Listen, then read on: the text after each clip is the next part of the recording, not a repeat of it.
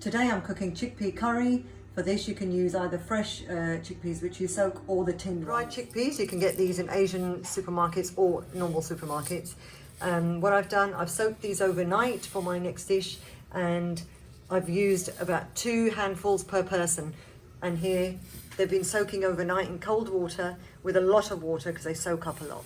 I've just drained the water, changed the water, and now I'm going to put the pressure, this is a pressure cooker, I'm going to put that on. For those of you who don't have a pressure cooker, you can always use tinned chickpeas, and you can say 1 tin is for 2 people, depending on how much you eat. Before I put this on, you can add salt to this now, but I prefer to add it later, so that's up to you. I'm going to cook this for about 55 minutes on the pressure. So heat a pan and add cumin seeds. If you don't have them, don't worry. I'm adding 2 big spoons because it's a lot of curry. And I'll show you quickly what I have here again. Cumin, garam masala, turmeric, tandoori powder, salt. You don't have to have that, tandoori powder. The other things you'll need, onions. I'm using 4 big onions. There's 3 and then one's been cut. Ginger. I'm just going to use that much of ginger. And about 7 cloves of garlic, cinnamon, cloves, and black cardamom, curry leaves.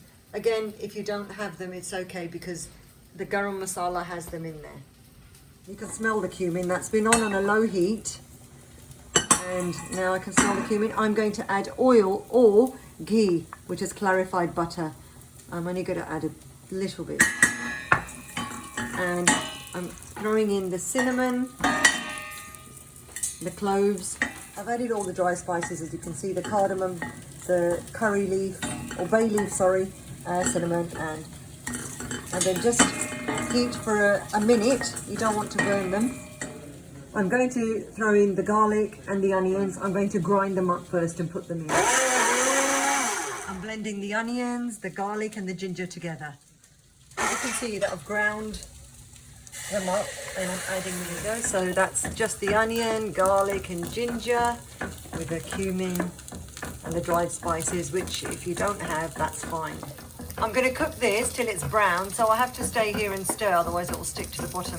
If it does, don't worry, just add a little bit of water and take it off. But I'm going to cook them till they're golden brown, and in the meantime I'm going to grind a tin of plum tomatoes or any chopped tomatoes, whatever. If you don't have that, you can use tomato puree or passata. Be careful this pops, because I've ground the onions beforehand.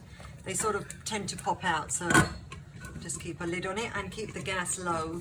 Okay, if you find that it's sticking like this, don't worry, because I'm not using much oil. All you do, add a little bit of water, and that will all come off when you put it back on the heat. Okay, so this is done. You can see it's brown.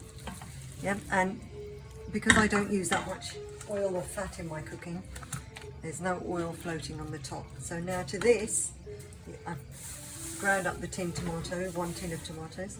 I'm going to add turmeric and garam masala. You can add as much as you like, but 1 teaspoon is okay. I'm going to add salt because I've got quite a bit of chickpeas. I'm adding 2.